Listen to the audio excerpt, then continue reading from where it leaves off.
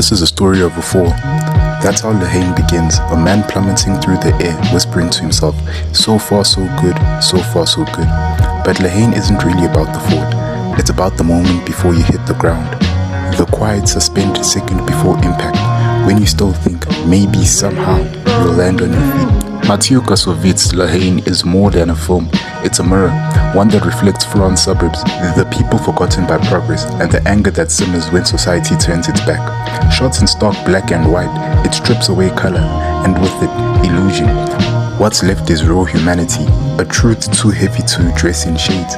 The film follows three friends, Vince the hothead, Hubert the dreamer, and Saeed the bridge between them. Each of them sees the world differently, but they're bound together by the same invisible chain, the place they come from. The banlieue, a concrete maze on the outskirts of Paris, where the system dumps the poor, the immigrants, and the unwanted.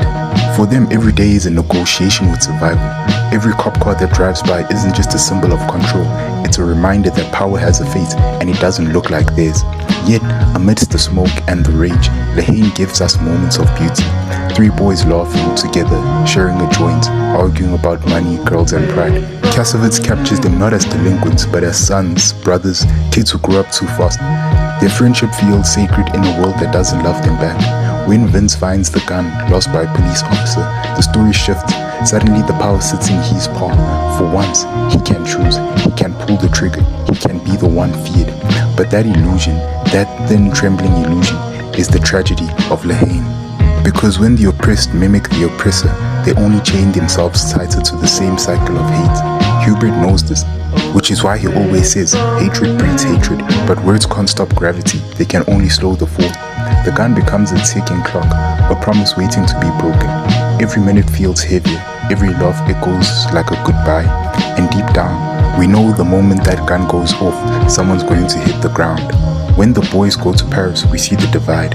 It's not just about race or class, it's about distance. The suburbs and the city are only a few train stops apart, but they might as well be two different planets. In one, people sip coffee in peace. In the other, they choke on the smoke of the burning cars. Kassovitz's lens doesn't beg for pity, it demands understanding. And through his black and white world, beauty emerges not from perfection, but from pain. The laughter of three friends walking nowhere, the reflection of neon lights on rain-soaked concrete, the sound of burning and looting echoing in the distance. haine finds poetry in despair, and that's what makes it unforgettable. By the time we reach the end, everything slows down. Hubert and Vince stare at each other, two souls who never wanted to be enemies, trapped by a world that made them believe they had to be. This is the story of a fall. So far so good, so far so good.